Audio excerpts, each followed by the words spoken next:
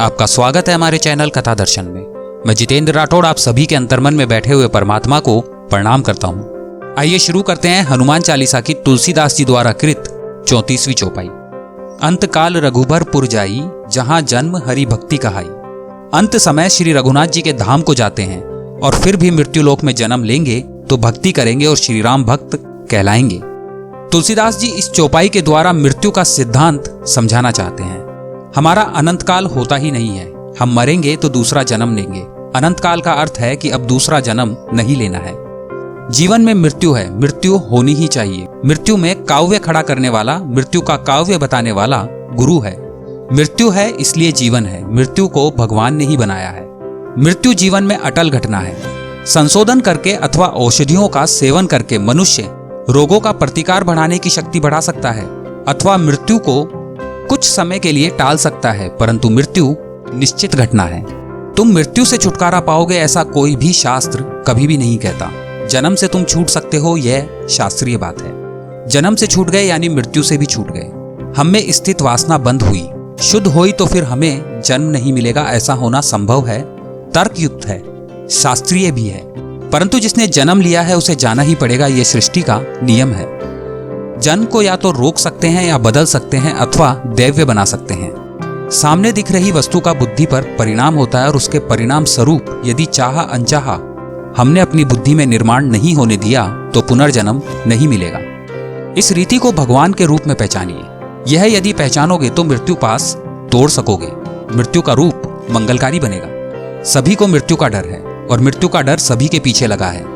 जगत में किसी को मृत्यु की उपेक्षा नहीं है, फिर भी मृत्यु किसी को नहीं छोड़ती। भगवान श्री कृष्ण इस जगत में जन्मे, उन्हें भी जाना पड़ा। अब तो मृत्यु आएगी ऐसा बोलने वाले भी ऊपर से ही बोलते हैं। इस सृष्टि में निराशा आने पर लोग कहते हैं कि हमें भगवान अब उठाते क्यों नहीं है, मगर वे ऐसा ऊपर ऊपर से बोलते हैं। भक्तजनों की भगवान के पास यही मांग है, जीवन दैन्य रहित होना चाहिए और मृत्यु अनायास आनी चाहिए। जगत तो सभी को छोड़ना है, मगर जाते समय मन अचल रहना चाहिए। भगवान ने सृष्टि ऐसी बनाई कि सभी को सब कुछ छोड़कर जाना पड़ता है। उसकी योग्य रोकथाम होनी चाहिए अथवा मृत्यु की भयानकता कम की जानी चाहिए।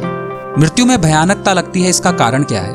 मृत्यु हो जाने पर जहां जाना है वह स्थान मालूम नहीं है। दूसरा, वहां मेरा क्या होगा वह भी मुझे मालूम नहीं है, क्योंकि मैंने कुछ नहीं किया। परदेश में किसी से रिश्ता हो, मगर परदेश चलने की व्यवस्था होने पर परदेश जाया जा सकता है, उसके सिवा परदेश नहीं जाया जा सकता।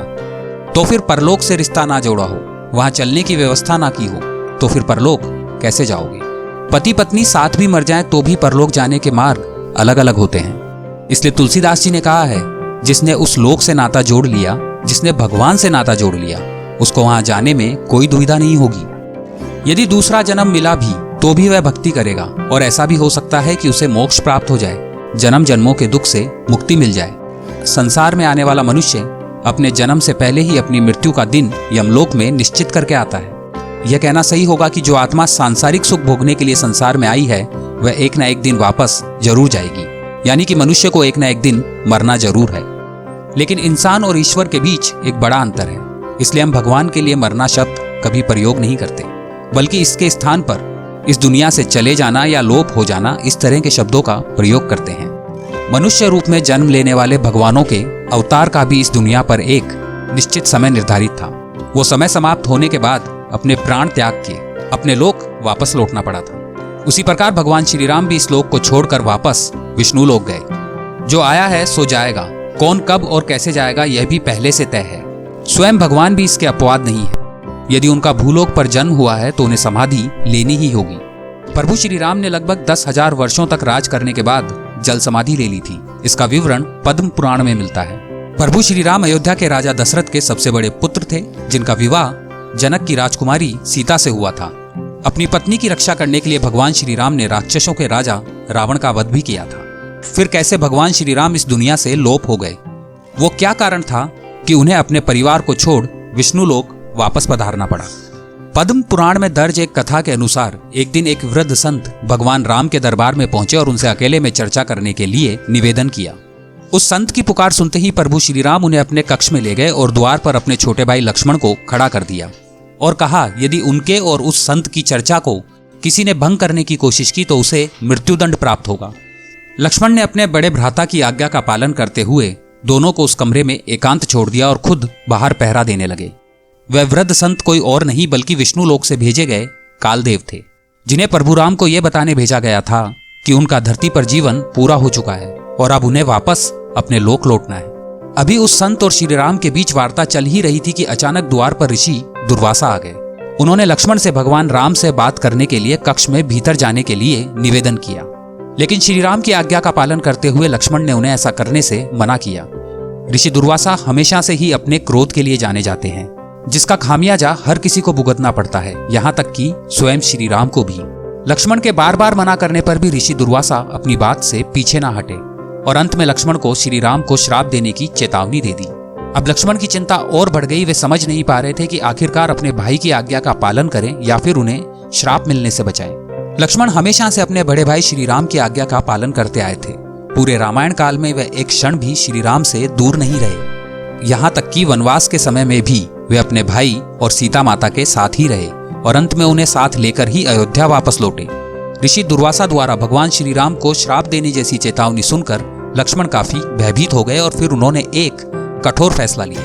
लक्ष्मण कभी नहीं चाहते थे कि उनके कारण उनके भाई को किसी भी प्रकार की हानि पहुंच सके, इसलिए उन्होंने अपनी बलि देने का फैसला किया। उन्होंने सोचा यदि वे ऋषि दुर्वासा को भीतर नहीं जाने देंगे तो उनके भाई को श्राप का सामना करना पड़ेगा, लेकिन वे श्री राम की आज्ञा के विरुद्ध जाएंगे तो उन्हें मृत्युदंड भुगतान होगा। मृत्युदंड को ही लक्ष्मण ने सही समझा। वे आगे बढ़े और कमरे के भीतर चले गए। लक्ष्मण को चर्चा में बाधा डालते देख श्री राम भी धर्म संकट में पड़ गए। अब एक तरफ अपने फैसले पर मजबूर थे और दूसरी तरफ भाई के प्यार से निसहाय थे। उस समय श्री राम ने अपने भाई को मृत्युदंड देने के स्थान पर राज्य एवं देश से बाहर निकल जाने को कहा। उस युग में देश निकाला मिलना मृत्युदंड के बराबर ही माना जाता था, लेकिन लक्ष्मण जी जो कभी अपने भाई श्री राम के बिना एक क्षण भी नहीं रह सकते थे, उन्होंने इस दुनिया को ही छोड़ने का निर्णय ले लिया। वे सरयू नदी के पास गए और संसार से मुक्ति पाने की इच्छा रखते हुए वे नदी के भीतर चले गए। इस तरह लक्ष्मण के जीवन का अंत हो गया और वे पृथ्वी लोक से दूसरे लोक में चले गए।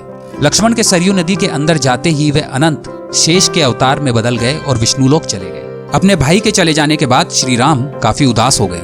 जिस तरह श्री राम के बिना लक्ष्मण नहीं, ठीक उसी तरह लक्ष्मण के बिना श्री राम का जीना भी प्रभु राम को उचित ना लगा। उन्होंने भी इस लोक से चले जाने का विचार बनाया। तब प्रभु राम ने अपना राजपाट तथा पद अपने पुत्रों के साथ अपने भाई के पुत्रों को सौंप दिया और सरयू नदी की ओर चल दिए। वहां पहुंचकर श्री राम सरयू नदी के बिल्कुल आंतरिक भूभाग तक चले गए और अचानक गायब हो गए। फिर कुछ देर बाद नदी के भीतर से भगवान विष्णु प्रकट हुए और उन्होंने अपने भक्तों को दर्शन दिए। इस प्रकार से श्री राम ने अपना मानवीय रूप त्याग कर अपने वास्तविक स्वरूप विष्णु का रूप धारण किया और वैकुंठ धाम की ओर प्रस्थान किया। उस वक्त हनुमान जी कहाँ थे? भगवान श्री राम का पृथ्वी लोक से विष्णु लोक में जाना कठिन हो जाता यदि भगवान हनुमान जी को इस बात की आशंका हो जाती।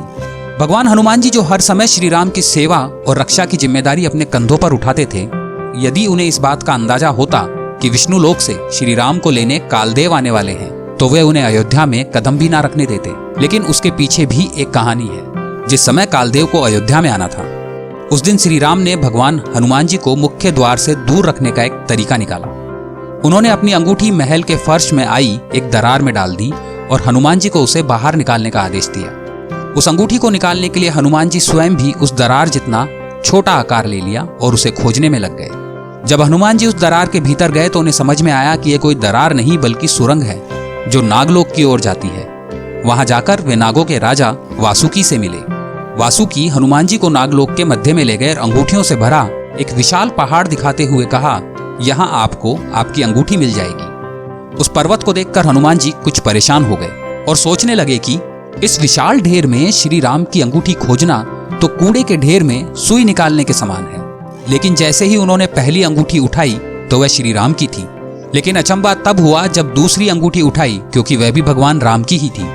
यह देखकर हनुमान जी को एक पल के लिए समझ में न आया कि उनके साथ क्या हो रहा है। ये देखकर वासुकी मुस्कुराए और उन्हें कुछ समझाने लगे।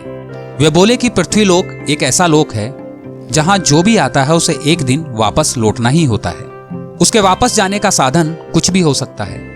ठीक इसी तरह श्री राम भी पृथ्वी लोक को छोड़कर एक दिन विष्णु लोक वापस जाएंगे। वासुकी की यह बात सुनकर भगवान हनुमान जी को सारी बात समझ में आने लगी। उनका अंगूठी ढूंढने के लिए आना और फिर नागलोक में पहुंचना, यह सब श्री राम का ही फैसला था।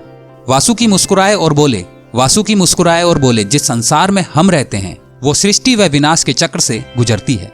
इस संसार के प्रत्येक सृष्टि चक्र को एक कल्प कहा जाता है। हर कल्प में 4 युग या 4 भाग होते हैं।